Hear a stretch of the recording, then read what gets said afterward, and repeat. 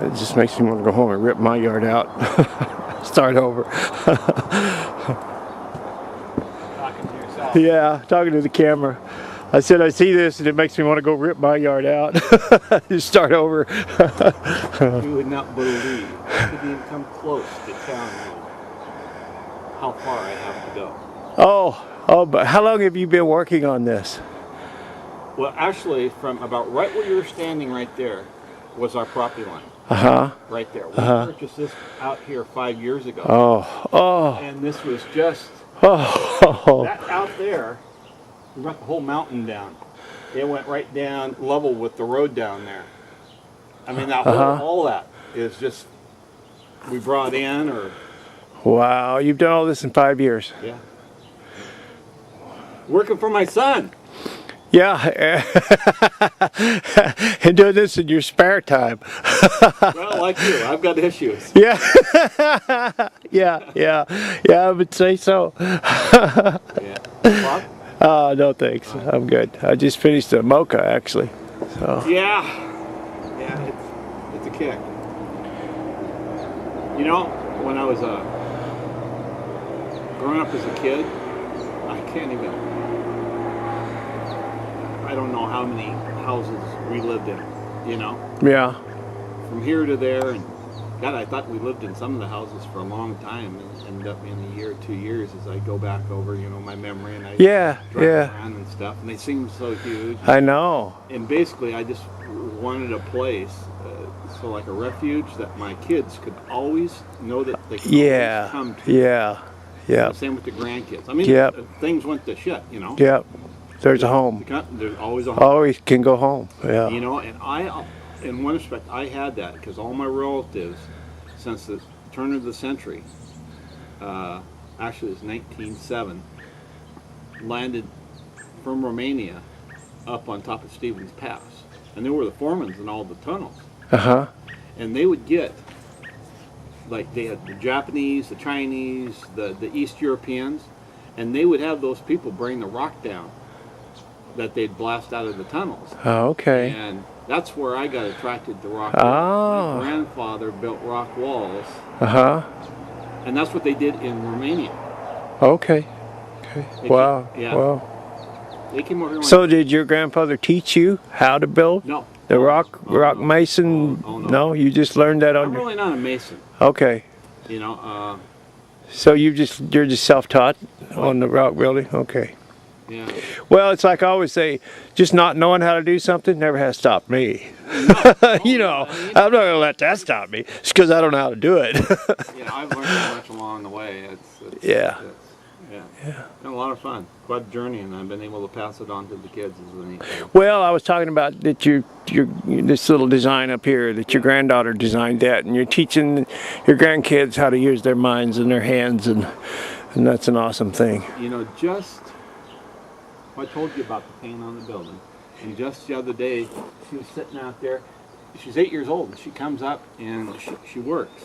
She works side by side with my wife. They cut off all those day lows down there, whatever morning it was, Saturday morning, and then they went down to Starbucks, and they came back and worked for about 2-3 hours in the afternoon. Yeah. And they're sitting out there.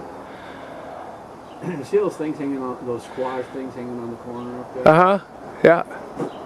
I just walk around, pick up stuff, and throw it on so it looks somewhat balanced and interactive in the whole person. And I always make at least 2, if not 4 of them at the same time. Okay. And they've been up there now for about 2 months. And she was sitting in one of those chairs and she goes, "Grandma, did Grandpa make those?" And she was she sat there with a very artistic eye, you know. She goes, "I really, really like those." Yeah. For an 8-year-old? Yeah. For her to have that appreciation at that age is something. Yeah. Yeah. It's like, wow. Well, it's good stuff, Larry. Oh, it'll be a lot better too. Oh, I can't imagine. I just can't. Yeah. You left last night, and I went in and I told the wife, and I said, "You know what? Yeah, I don't care who it is that comes here and stuff. You know, they inspire me more than I inspire them, and I sort of feed off of that." Yeah. Yeah. I am so cramped to get that rock walled. I mean, both me and my oldest son, I'll sit right here and go through a complete project, and I'll have to slap myself and say, "Why are your eyes shut? It's right in front of you." Yeah. You know, Yeah. like open your eyes and just go through it. Yeah. It's in color though. Uh-huh. If I shut my eyes, everything's in color, and I'm with the plants growing up it and the whole damn Uh-huh. right down. And I learned how to do that with designing furniture. Oh, okay. From the very first cut, the measurement, like, you know, 72 and 5/8.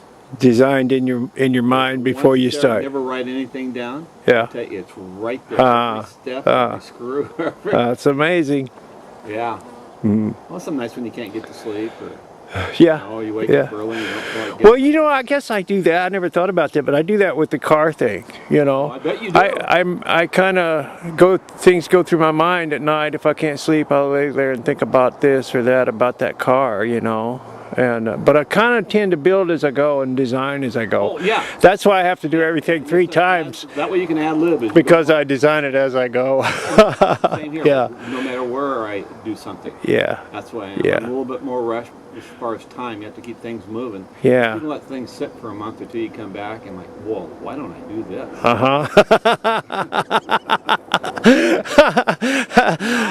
A friend called up. He's remodeling a house on Snoqualmie Pass right there at the ski resort, and they're doing a ton of stuff. But they're having most of it fabricated with rusty metal and barnwood and stuff. I told him about your car, and he goes, "Oh, you mean a rat rod?" Yeah. Yeah. He goes, "My buddy just sold one yesterday over in Issaquah. Oh. He had built one over on that side. Yeah. Yeah, I know a few of those guys over there. Yeah. I don't know what his name is. I'll find out. But he sold his.